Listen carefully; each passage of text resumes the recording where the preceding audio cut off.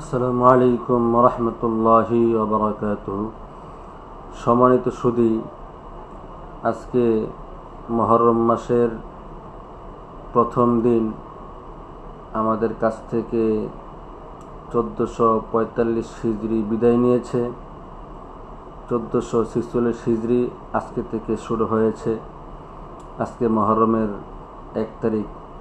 এই মুহররম মাসে অনেক ফজিলত আছে, বিশেষ করে 10ই মুহররম। এখানে রোজা রাখার কথা হাদিসের মধ্যে আসছে, তা আমরা 2টা করে রোজা রাখবো, 10, 11 অথবা 9, 10 ইনশাআল্লাহ। তবে আজকে আমার আলোচনার বিষয় হচ্ছে যে 10ই মুহররম যে কারবালার যে মর্মান্তিক যে ঘটনা, ইমাম হুসাইন রাদিয়াল্লাহু তাআলা আনহুকে শহীদ করা হয়েছে এজিদের নির্দেশে। এখন এজিদ সম্পর্কে আমাদের কি আকীদা রাখা, ইতিহাস কি বলে, এবং বুজুর্গানে কেরাম কি বলেন, উলামায়ে কেরাম কি বলেন, উলামায়ে দেওবন্দ এবং উলামায়ে মুতাকাদ্দিমিন মুতাআখিরিন ওনারা কি বলেন, এই ব্যাপারে আমাদের জানা দরকার। যে উত্তরে আমি বলবো যে ইয়াজিদ সম্পর্কে উম্মতে মুহাম্মাদি এরা সকলেই একমত, সে একজন ফাসিক এবং একজন জালিম ছিলেন। হুসেন রাদিয়াল্লাহু তাআলা আনহুকে সরাসরি হত্যার প্রমাণ বা সূত্র পাওয়া না গেলেও সে যে রাজি ছিল এই কথার সুস্পষ্ট প্রমাণিত। তার নির্দেশে বা তিনি যে রাজি ছিলেন বা তিনি এতে সম্মতি দিয়েছেন, এটা ইতিহাস থেকে সুস্পষ্ট প্রমাণ পাওয়া যায়। তাই আহলে সুন্নাত ওয়াল জামাতের কাছে সে চূড়ান্ত পর্যায়ের ফাসিক এবং ঘৃণ্য ব্যক্তি হিসেবে অভিহিত হবে। এবং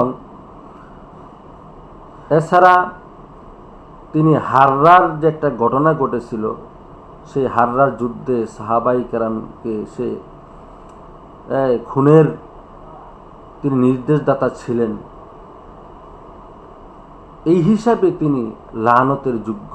হাররার যুদ্ধে ইয়াজিদ অনেক সাহাবাই কেরামকে তিনি শহীদ করেছেন, অনেককে খুন করেছেন, এই হিসাবে তিনি লানত পাওয়ার যোগ্য।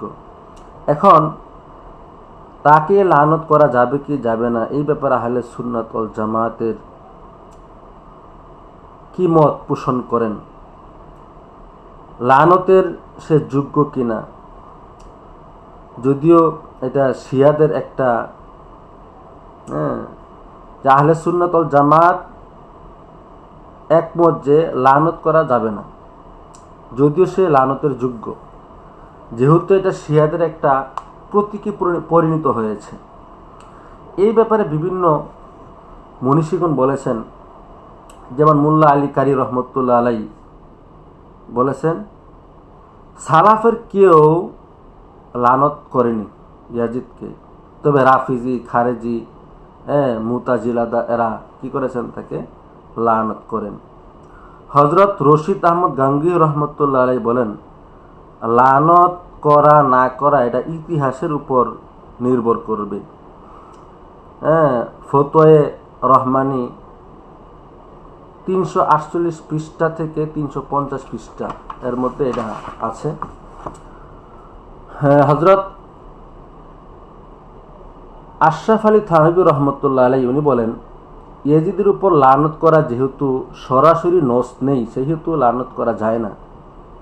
যদি ফেরাউন, হামাস, কারুনের মতো যদি নস থাকতো তাহলে লানত করা যেত। যেহেতু নস নেই সেহেতু লানত করা যাবে না। এমদাদুল ফতোয়া 1 নম্বর খণ্ড 288। ইবনে তাইমিয়ার মত, আমরা তাকে ভালোবাসি না, আবার তাকে গালাগালিও এবং লানতও করি না। মিনহাজুস সুন্নাহ 1 নম্বর খণ্ড 310 নম্বর পৃষ্ঠা। আশা করি আপনারা সকলে বুঝতে পেরেছেন।